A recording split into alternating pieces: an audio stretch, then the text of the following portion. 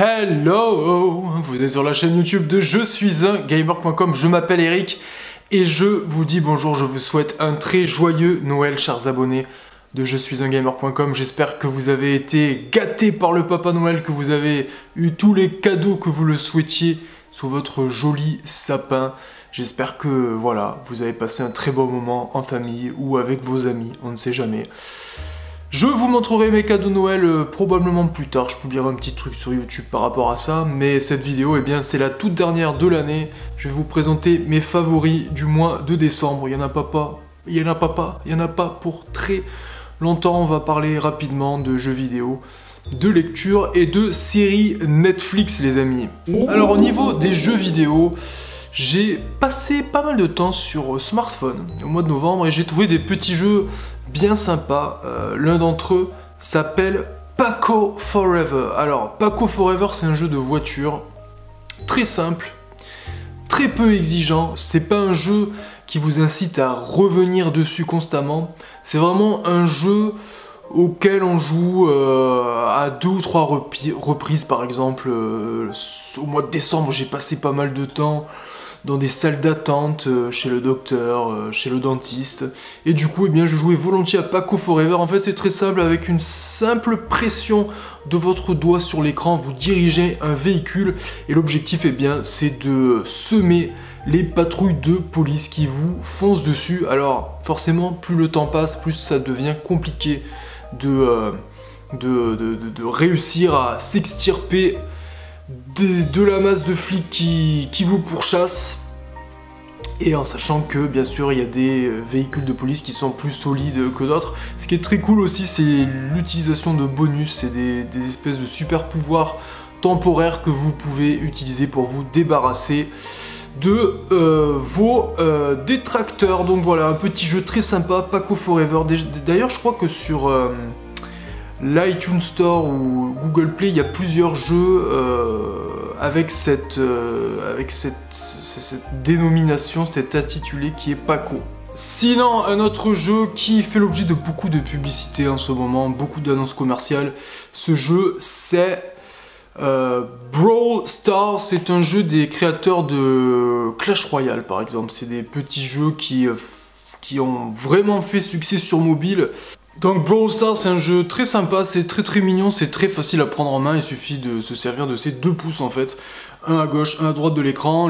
À gauche ça permet d'orienter notre joueur, de le diriger, à droite ça permet d'utiliser des armes. Et le but du jeu bien souvent c'est de nous téléporter dans une arène. C'est un jeu multijoueur, donc on joue avec d'autres collègues en ligne, et le but c'est souvent de résister donc dans des labyrinthes tout en récupérant des gemmes, etc. C'est très sympa, il y a différents modes de jeu. J'ai beaucoup aimé les menus de ce jeu, vraiment c'est un très petit jeu, très sympa.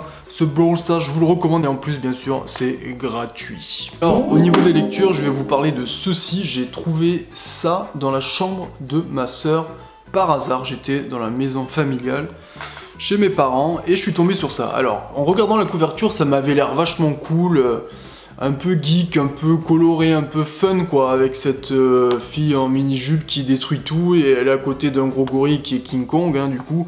King Kong théorie, en fait c'est pas du tout geek, c'est plutôt même je sais pas quoi dire en fait. Bon, ce livre c'est un manifeste, d'accord, donc c'est un ouvrage quand même engagé, qui est rédigé par Virginie D. Alors je sais pas comment dire son nom sans l'écorcher, Virginie Despentes, j'en sais rien, c'est une grande féministe cette dame. Et dans ce manifeste donc elle établit un nouveau féminisme, voilà, elle annonce, voilà, il serait temps de lancer un nouveau courant féministe. Alors, à l'image de ses pensées et convictions profondes, Virginie Despentes, dans ce livre, d'accord, nous livre quand même une version très radicale de la situation de la femme. Et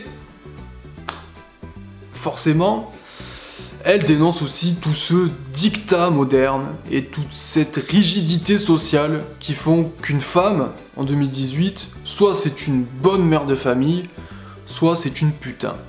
Donc en gros, vous aurez compris qu'elle estime que les femmes sont profondément stigmatisées dans notre société actuelle, On leur dicte leurs choix, on leur dicte leur façon de penser, et on leur dicte les décisions importantes de leur vie, quelque part. Alors, il y a des... Là, j'essaie d'être... de résumer le truc de façon intelligente, tout en restant assez en retrait de tout ce qui est dit dans cet ouvrage, parce que vraiment, il y a des choses qui sont difficiles à entendre, surtout lorsqu'on est un homme. Un homme qui n'a rien à se reprocher, ce qui est mon cas d'ailleurs. Moi, je trouve personnellement que les féministes sont très souvent dans une position de communication verbale très violente.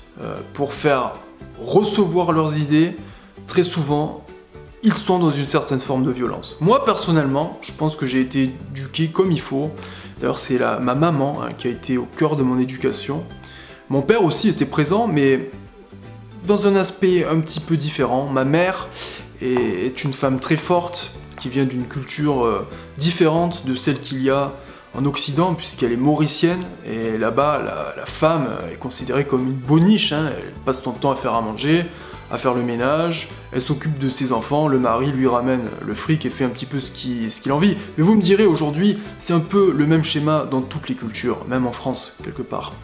Mais même si je trouve vraiment qu'en Occident, les femmes ont tendance à s'émanciper, c'est une très bonne chose, ce qui n'est pas forcément le cas dans les pays du tiers-monde, ou dans des pays autres que ceux d'Europe ou des États-Unis.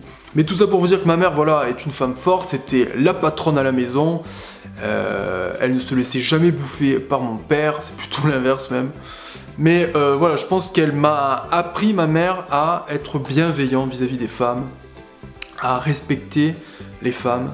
Et d'ailleurs, moi aujourd'hui, je vous dis ça, mais peu importe la personne qu'il y a devant moi, que ce soit un homme, une femme, une mamie, un papy, un enfant, une fillette, un garçon, un chien, un chat, j'essaie toujours d'être empathique, respectueux des autres. Et c'est pour ça que moi, en fait, ce qui est dit dans ce livre, j'essaie de pas le prendre pour moi, parce que, déjà, j'ai rien à me reprocher, mais je vous avertis, cette lecture est très intéressante, parce qu'on a le point de vue d'une vraie féministe qui vous apprend des choses, tout un tas de choses sur la situation de la femme, et c'est pas des choses qui sont nécessairement perceptibles, parce qu'on vit dans une société où, dès le plus jeune âge, on est formaté, d'accord ? On a modelé notre pensée de sorte à ce que l'on ait telle ou telle considération vis-à-vis de telle ou telle chose. Mais ce que je tenais à dire, c'est que voilà, il faut essayer de prendre du recul, parce que forcément, vous allez vous prendre des arguments en pleine face, des choses méchantes plein la gueule, surtout si vous êtes un homme. Et il est clair dans cet ouvrage que Virginie Day exprime vit de toute sa haine envers le genre masculin. Mais il y a des choses qui sont intéressantes, ça parle de beaucoup de choses, de la situation de la femme au niveau du travail, ça parle de pornographie aussi, c'est vrai que même là, il y a un enfermement volontaire, une manipulation volontaire des hommes, alors que la pornographie, ça devrait pas être tabou, en fait, finalement. C'est un genre comme un autre, c'est un mouvement culturel, quoi. Bon, enfin, voilà. Beaucoup de choses à dire, mais ce livre en vaut la chandelle si vous avez envie d'en apprendre un peu plus, voilà, sur la malheureuse situation des femmes aujourd'hui. Voilà. Qu'est-ce que je voulais vous dire de plus, les amis? Oui, série, alors, beaucoup de Netflix. Au mois de décembre, je vous recommande déjà de regarder la série 10%, qui est pour moi la meilleure série française du moment, si ce n'est l'une des meilleures séries françaises qui n'a jamais existé. Alors, je ne me rappelle plus qui a créé cette série. Je crois que c'est une réalisatrice qui s'appelle Hélène Herrero. Alors, j'en suis pas sûr. Je suis pas sûr du Hélène Herrero, c'est sûr. Et c'est une très bonne série qui vous plonge dans les coulisses de l'univers du cinéma. En fait, les protagonistes sont des chefs de projet qui travaillent dans une agence en contact, en collaboration, en partenariat avec des producteurs de films. Donc c'est une agence qui gère le carnet d'une multitude d'acteurs et d'actrices. C'est l'occasion aussi de voir des acteurs très connus de la scène du cinéma en France, comme, je sais pas moi, Il y a vraiment beaucoup d'acteurs qui participent à cette série de télé comme Monica Bellucci ou il y avait qui? Il y avait truc là. Il y avait Julien Doré aussi qui a participé rapidement. Jean Dujardin, enfin voilà, beaucoup d'acteurs qui sont très connus, Lynn Renault, etc. Et c'est sympa de les voir dans des rôles un petit peu différents de ce qu'ils font habituellement dans leur carrière. Donc voilà, c'est une série légère, cool, qui exprime beaucoup de choses, aussi beaucoup de valeurs, très sympa. Surtout la saison 2, j'ai beaucoup aimé la saison 2, toute la question sur la parentalité, par exemple. Non, vraiment, c'est une série qui est fraîche, ludique à regarder, vraiment on voit pas le temps passer et surtout c'est plutôt bien construit. Voilà, j'ai bien aimé cette série qui est 10%, je crois qu'elle est terminée. Il n'y a que 6 épisodes dans la saison 2, il me semble qu'elle est finie. Ensuite, je vous recommande sur Netflix Dogs, c'est une série de documentaires en 6 épisodes qui parle de la vie des chiens. Vous savez que moi j'ai un chien, Sawyer, je l'adore. Et pour le coup, ça nous permet de découvrir le quotidien de 6 personnes que tout oppose, j'ai envie de dire, et qui sont accompagnées de chiens. Alors, dans le premier épisode, on fait connaissance avec une jeune fille qui vit aux États-Unis et qui est atteinte d'épilepsie. Du coup, elle aura besoin d'un chien pour l'épauler dans son quotidien. Le deuxième épisode, on est, je crois, en Syrie, qui est en guerre en ce moment, et on essaie de secourir un husky qui est, je crois, le dernier husky survivant en Syrie. Et son maître, lui, est un jeune étudiant qui vit à Berlin et il fait tout son possible pour faire venir son chien en Allemagne. C'est une histoire très touchante. Après, j'ai regardé un 3e épisode aussi qui se passe en Italie. C'est une famille de pêcheurs et c'est le chien qui est systématiquement avec son maître dans ces différentes étapes de la vie et dans son travail. Putain, j'ai du mal à m'exprimer. Je suis fatigué, c'est Noël. Dans son travail, dans son quotidien qui n'est pas du tout facile puisque forcément lorsque vous pêchez sur un lac en plein hiver, vous gelez le cul. Voilà, c'était mes favoris du mois de décembre. C'est des choses très simples, hein, rien de fou, mais bon, cette vidéo c'est aussi un moyen pour moi de vous passer un coucou et surtout de vous souhaiter d'excellentes fêtes de fin d'année. Je vous rappelle que cette vidéo sera la dernière de la chaîne. On se retrouvera en 2019 avec peut-être, oui, certainement, je l'espère, des idées fraîches et nouvelles. Je ne vous cacherai pas que j'ai besoin de repos en ce moment. Et c'est avec grand plaisir que je prends congé dès maintenant. Je vous embrasse les amis. Merci pour votre fidélité en 2018. Passez de très belles fêtes avec vos proches. Ciao les amis, bisous. Ah, j'ai roté.